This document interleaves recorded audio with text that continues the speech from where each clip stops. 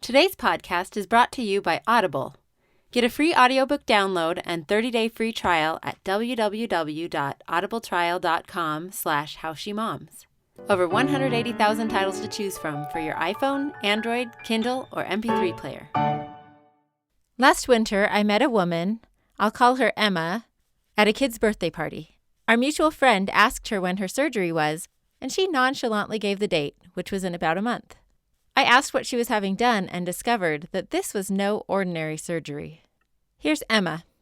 We had a friend that we knew had some liver issues for years and years, but kind of through the grapevine heard that he was actually going to need a new liver. This friend's name is Steve, and Emma's family had known him casually for about 5 years. They used to go to the same church, and they saw each other once a year on Halloween when they took their kids trick-or-treating. And we started looking it up online on our own, and both of us were like, oh, we would do that. And we both prayed about it, and we both felt God was saying, yes, this is what you should be doing. So they moved forward with what would turn into an 8 to 9 month process. Well, so the very first thing they do is blood work, and then when that comes back, they come in and do a 2-day evaluation, and they do tons of tests, more blood work, lots of vials of blood. You kind of watch them take it out going, wow, this is a lot. Do I have any left? And they do a CAT scan and an MRI and some x-rays, and they do contrasting dye, and they actually recreate your entire liver on the computer with all the chambers, all the arteries, everything that's in it in 3D, so they can move it around and look at it. And they determine exactly where they're going to cut and how much they're going to take for what he needs. And so they took 62.8% of mine, very specific. Once they had determined that Emma was a good match for Steve, the waiting game began. Steve's levels had to be just right so his body would be able to receive her liver. When the time came, Emma was in the hospital for a full week. During that time, an army of friends took care of her and her family, bringing meals and a huge gift basket, and driving through a blizzard to visit her in the hospital with cozy gifts of pillows and blankets. And then my husband took 8 weeks off work to stay home and help me, and that was really nice, and help with the kids. And it was a whole family thing for sure. Yeah, couldn't have done it without them. So, but it was neat. It's just a reminder to them of like what giving is, and not just what's easy and convenient, but what God calls us to do is sometimes hard, and sometimes can make life a little inconvenient for us too. A little inconvenient. This is what struck me most when I first learned about the transplant, and then when I talked to Emma after the fact. Almost like she had just helped Steve load his groceries into his car. I could tell serving others is just a way of life for Emma. No big deal. I asked her how Steve is doing now. He's doing great. We saw him at Halloween, of course. We've seen him a few more times since, and actually now we are going to the same church again, so we see him a little more often, and I text him on the 4th of every month and wish him a happy anniversary. And That's cute. And so, we have definitely a little bit more bond, of course, but yeah. There's a lot of people that die not getting a liver. Like 1,500 people die a year because they don't receive a liver, and kidneys really high too. God gave us stuff that we can give, and though it can be like a challenge and, again, inconvenient in some aspects, it's amazing what our bodies can do and what they were made for, and sometimes that can be just, giving part of us. So. Yeah. This is the How She Moms podcast, where we talk about how different moms solve the same problems. I'm Whitney Archibald, a mother of 5 children myself. I collect ideas so you can pick and choose what works for you and your family. I have so many great stories to share with you in this episode, from mothers who, like my friend Emma from the intro, have found beautiful ways to reach out to serve in their communities and beyond. This is the second episode about service. The first, episode 21, focused on serving family and friends. I truly believe that being a mom is specialized training in how to identify and serve the needs of others, a skill set we can then take into our communities and the world when the time is right. In this episode, I'm going to mostly get out of the way and let some incredible moms tell their own stories, from helping elderly members of the community to providing a magical Christmas experience for disabled children, to building community gardens in Guatemala, and creating Christmas videos that result in bringing water to villages across the world. The first mom we'll hear from today is Stacy Cowan. She was looking for a way to teach her kids the importance of helping others in their own community. So she went to justserve.org, a website that allows you to enter your location and find service opportunities nearby. This is such a great resource. For example, my quick search this week brought up opportunities to assemble infant and delivery kits for villages in Peru and Africa, volunteering for a respite program for parents of children with special needs, helping out at a local food pantry, and performing for the elderly, among other things. Here's Stacy. We were looking for an opportunity that we could involve our kids in, that they could serve somebody and understand that other people have needs, because we kind of wanted to help them branch out. And so we found Neighbor Network as an opportunity to help people in our very own community. And it's helping aging people and people who might have disabilities. And it helps them to stay independent in their homes longer. And they have different categories of ways you can help. You can drive people around. You can work as a handyman. You can do housekeeping. So we started, and it was spring, it was April, and they called us and asked us to go do yard work.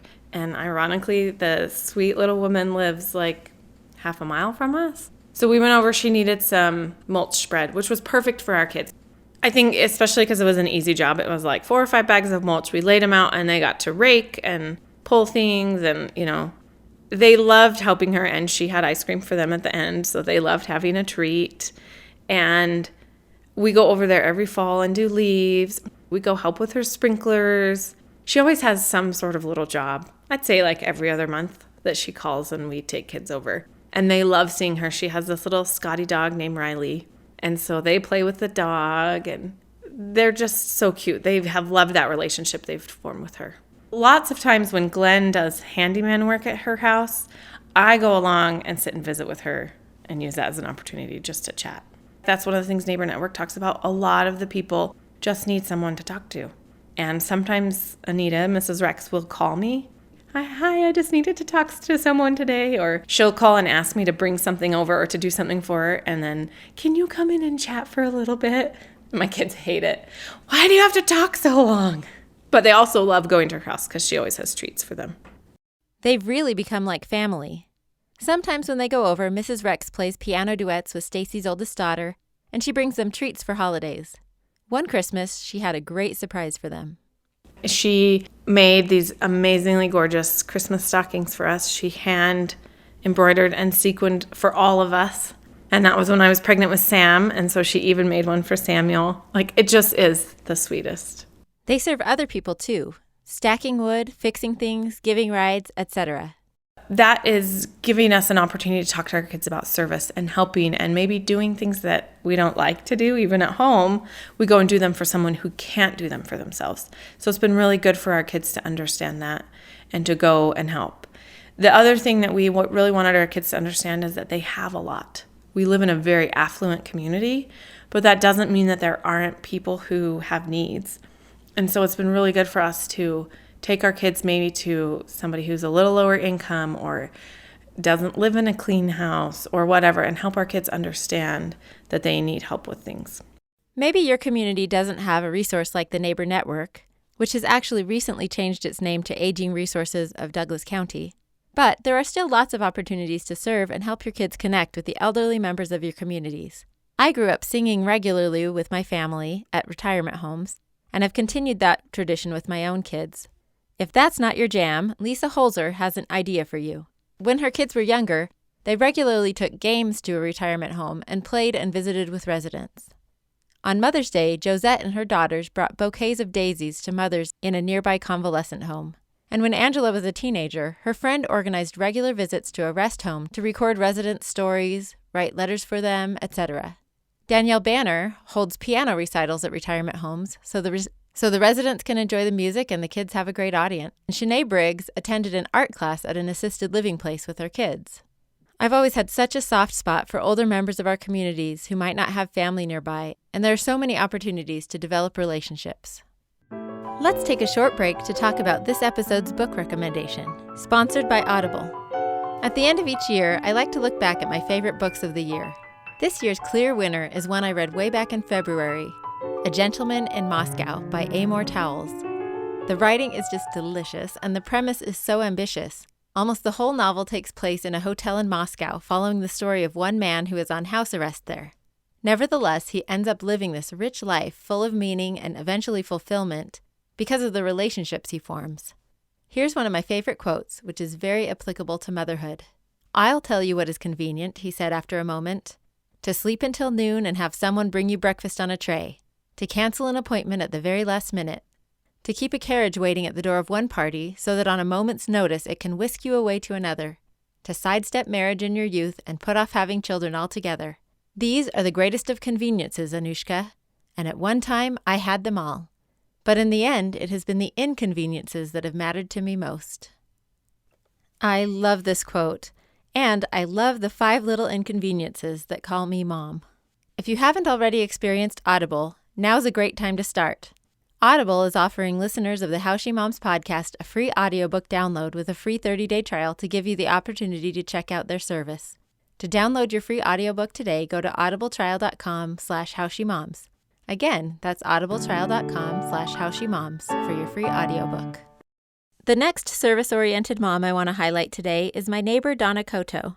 Every time I run into her, I find out about another amazing cause she's involved with. She's made serving others her mission in life. This was a conscious decision she made when she was 17 after her friend Kumi got into a tragic accident. It was February 13th, 1987, and she was 18. And it was a drunk driver that hit her head on. She broke both arms, both legs.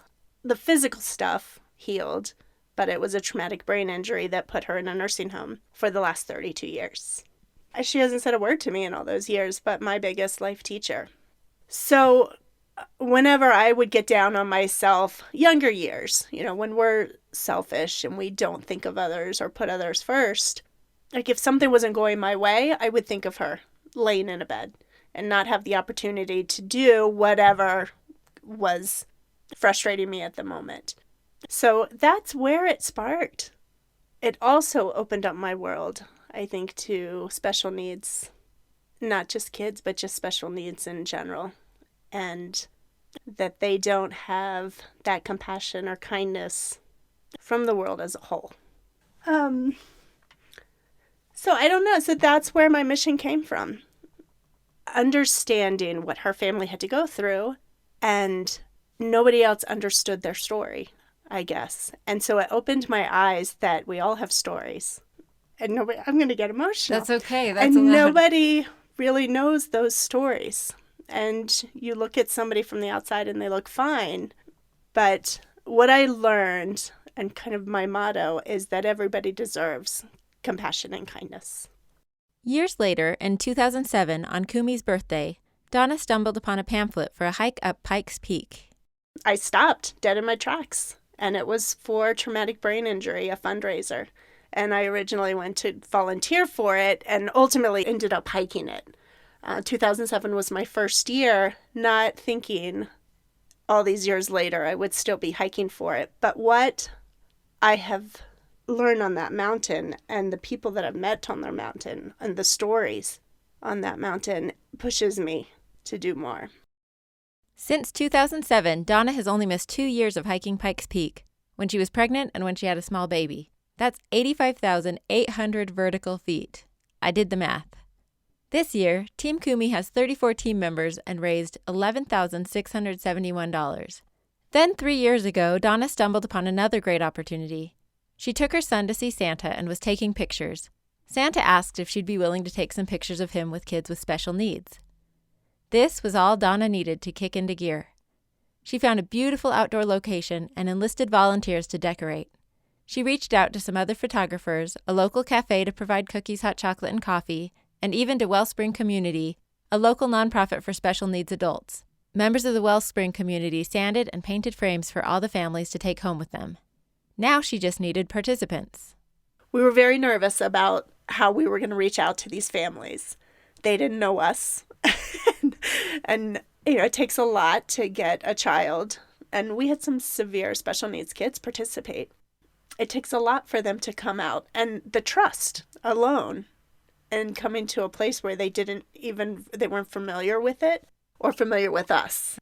So there is a small social media group with special needs moms on it.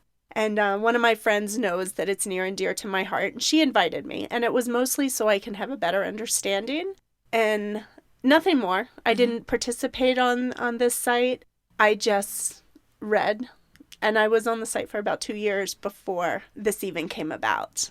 So I just introduced myself and the other photographers and Santa and said, we'd like to give this gift to you. And it was incredible how well received this was and how quickly people signed up for it. There is such a great need for this. And we even had people giving up their spots for the more severe needs kids because they knew this was something really special and that they could probably do.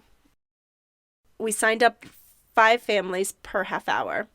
And because we still wanted it to be, not a lot of distraction. Yeah, the forest and the nature, and it be calming. It's not just for the kids, but also for the parents who get a little nervous about events like that.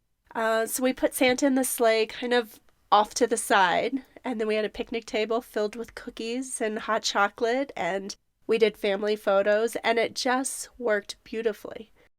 The event was such a success that the town took notice, and a representative reached out to Donna and offered a beautiful indoor venue free of charge where they've been able to hold the event for the last 2 years and for the foreseeable future.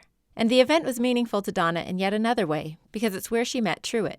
Truett just passed away over the summer, 12 days shy of his 6th birthday. He was born normal pregnancy and normal baby. First few weeks of life were fine. He was a happy little baby. At 9 weeks old, from my understanding, his sister came home with a cold, and he got that virus, which ultimately paralyzed him and stopped him from breathing. So he had GI tube and oxygen and paralyzed, and that's how he lived the rest of his life. So Truett came into my life when we were doing pictures with special needs kids, and he just, already took a piece of my heart. And the year passed, and it was January, and I couldn't stop thinking of Truett. He made such an impression on me and his family, and the way his mom and dad just there's really no words to explain his parents. Anyway, so I called his mom, and I said, I can't shake your little boy. Can I be involved in his life? And can I come read to him or do music with him or something? And it was set up that I would read to him once a week, and I would go on Tuesdays. And through my stories, after reading, I would share with my son. And so he got to know him through my stories. Eventually, he would start coming to read to Truett, and they created an incredible bond. And so it meant so much that we were able to give him a little bit of happy. The thing that impresses me the most about Donna, and what I've learned from her, is the importance of seizing the opportunities that present themselves to us. She could have passed up any of these opportunities, saying, "Why me?" In fact, this is exactly what she was thinking the night before the first Santa event. I was thinking, who am I? What skills do I have to handle these families and the special needs of these kids? And yeah, I didn't sleep. I was thinking there was no way we were going to pull this off. But too much time and heart was put into it. Of course, Donna went ahead with the event, and the more she has served, the more she's realized that the right question is, why not me? Why can't I raise $11,000 for traumatic brain injuries? Why can't I start a community-wide Christmas event for special needs kids? Why can't I be part of Truett's life? Donna also has great advice for choosing how to serve. There's so many things out there that need help or support. And it's hard. I feel sometimes pulled in different directions because I do want to be involved or help everybody. But I think you have to know what makes your heart beat, and that's where you can make a difference. There are so many other people that will go after so many different other causes. And I'm not looking for everybody to go on to my cause. Yeah. But just understand what your cause is. What makes your heart happy? And then find a way to impact people with that. Because then it blows up. Donna has also followed this principle when teaching her son Paxton to serve. Through the years, they've done several service projects together, including one where he collected donations for the local pet shelter since he loves animals. Another great opportunity they've discovered is through coloradogives.org. This site has a special kids section that includes a fun quiz to find out what kind of giver you are and figure out what cause you'd like to donate to. Even if you don't live in Colorado, it's fun to have your kids take the quiz to find out what interests them. I'll link to the quiz in my show notes and at howshemoms.com. It's also a great idea for a Christmas gift. You can buy an e-card from the site, and then your kids can choose how they want to donate it. Another similar opportunity is coming to Colorado and 9 other cities this Christmas, the Light the World Giving Machines. They're vending machines that allow you to choose from an assortment of items to give to people in need and donate on the spot. In addition to Denver, the other locations are Manila, Philippines, Las Vegas, Nevada, Laie, Oahu, Hawaii, Gilbert, Arizona, Salt Lake City, Utah, Orem, Utah, San Jose, California, New York, and London. My kids are getting so excited for our own visit to the giving machine. I posted a flyer on my wall with all of the items from the machine and asked each of my kids to pick what they want to donate to. Then I created a chart with jobs and how much money they can earn, and then I taped envelopes to the wall with each of their names on them where they can collect the money. I pay them with fake dollar bills that I bought on Amazon, and then once we get to the machine, I'll pay with my credit card. I found out about another really fun way to find and support causes you're passionate about from a fabulous podcast called Midlife Mixtape, for the years between being hip and breaking one. Isn't that the best tagline ever? The host, Nancy Davis Coe, has been part of a giving circle for 15 years. I'm going to let her explain what that is, using a clip from her podcast episode on the topic. It's a group of women who get together every quarter to pool our funds and donate to various causes that one of our members has presented. We've paid to put young women in Uganda through college. We've funded community vegetable gardens in food deserts. We've helped furnish apartments for formerly homeless Oakland residents, and it has been a blast. Seriously, those 4 meetings are usually the highlight of my whole year because we start with food and drink and gossip, yes, gossip, and we end knowing that we've made a positive difference for someone. You can learn more about giving circles by listening to episode 54 of the Midlife Mixtape podcast. Another great way to find a cause to support is to lead with your talents and your interests. This is how Jen Brewer figured out what direction to go when she wanted to find a long-term service project for her family. She and her husband decided to make service a priority for their family after a Christmas one year. I looked at this mountain of paper and remnants and toys that had been kind of cast off and some even already broken. And I thought, I can't do this. I can't feed into the commercialism and just have my kids be stuff. You know, everything we do is, what stuff can I get? What more can I get? So Jerry and I just had this little talk, and I said, we can't do this. I can't do another holiday season where it's all about what they're getting. Like, they were opening presents, and it was, they would open one and start to play with it and be excited. And we say, no, put that aside. Here's the other one. Here's your next present. And I just thought, that's dumb. What is that teaching them?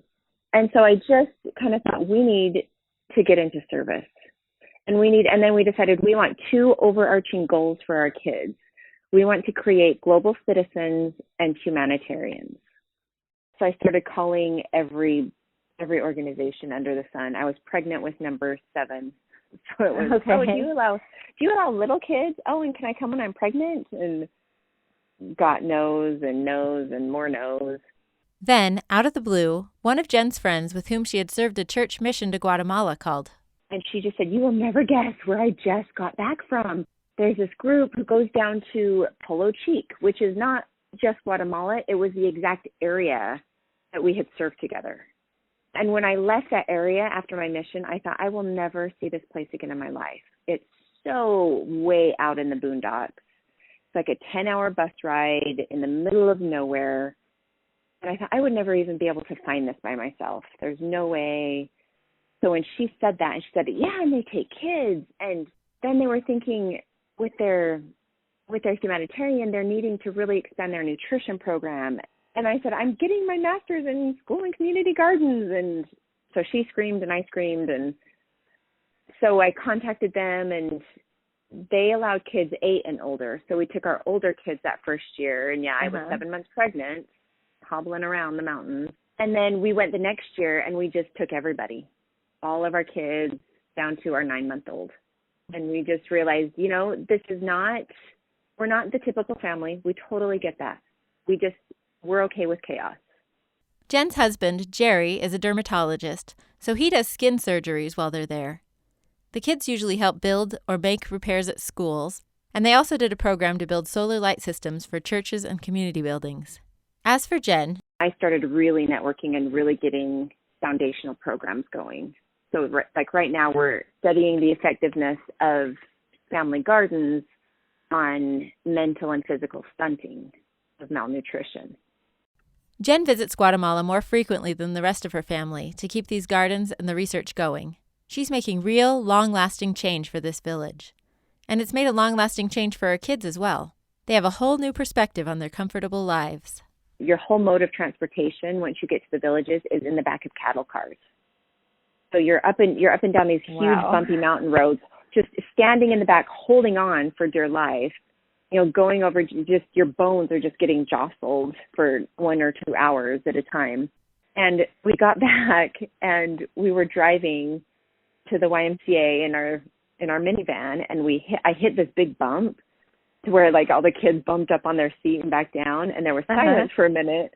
And then from the back I heard Seth say, "I will never complain about a bumpy road again, ever, Mom." The last mom I'm going to feature today is Whitney Slade. Her family's Christmases were forever changed, at least for the last 8 years, by a question she asked her husband in 2011. Should we start sending Christmas cards this year? Her husband Micah had a different idea. Why don't we make a Christmas video instead? They came up with a great idea for their video. They filmed a typical Christmas morning scene, lip-syncing to the song Blue Christmas, but all underwater. Decorations, Christmas jammies, and all. I'll link to the video in my notes and put it up on the post for this episode at howshemoms.com. That first video turned out so well that they decided to use it for a good cause. They researched and found a perfect fit for their underwater theme, Charity Water, an organization that funds water projects to bring clean water to communities throughout the world. They just fell in love with the organization. That first year, they earned a modest $145 for Charity Water. Even that relatively small amount felt so good that the video Christmas card became a family tradition. Since that first year, they've made Christmas videos each year, always donating to Charity Water.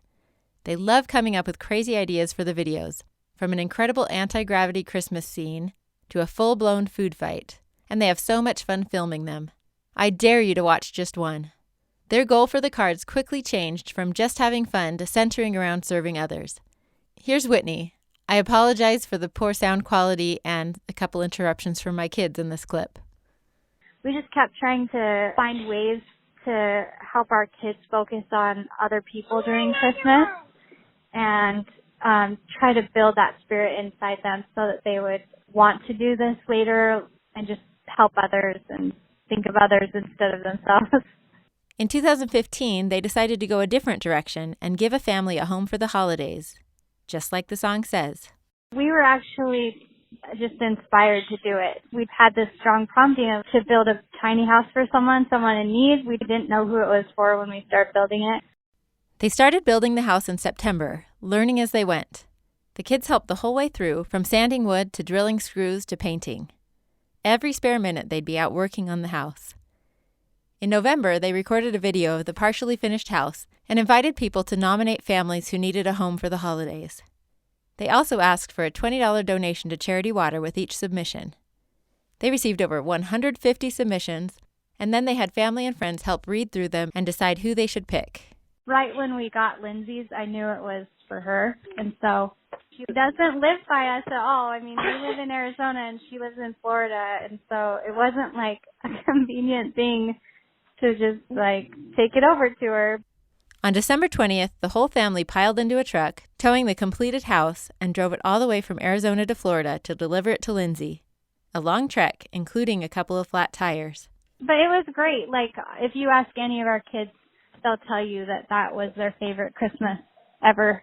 And it was just, I don't know, it was so much sacrifice and so many unknowns and things that, but just that part of when we got there and we were able to give the house to Lindsay, I mean, she was just couldn't believe it, and we couldn't believe it, and it was just, it's hard to put into words what happened that day, you know? In 2016, they were able to give away 2 cars in addition to raising money for Charity Water. But for 2017, they really wanted to focus on Charity Water and raise enough money to finish an entire project. And they reached their goal. They raised $10,670 and built a well for a community in India. Last Christmas, they raised another $11,260 for a well in Mozambique. And this year's card will be out any day now. We look forward to watching it every year. Before starting these videos, the Slades had always tried to teach their kids the importance of service, but now it's just a given that their holiday season will revolve around these videos and around blessing the lives of people all over the world. I hope you all have a wonderful holiday season full of love and service for your friends, your family, your communities, and beyond. Thank you for listening to the How She Moms podcast. If you like it, tell a friend. The bigger the community, the more ideas. There are lots of ways you can add your ideas to the How She Moms community. We have a new Facebook group where we share ideas about upcoming topics and help each other solve problems we're facing in motherhood. You can also follow How She Moms on Instagram for quick tips and ideas. And you can go to howshemoms.com where you'll find transcripts of episodes and lots of other great resources. Special thanks to my mom, Susan Singley, for recording my theme music. She played this song all the time when I was growing up, and to me, it's the soundtrack of motherhood.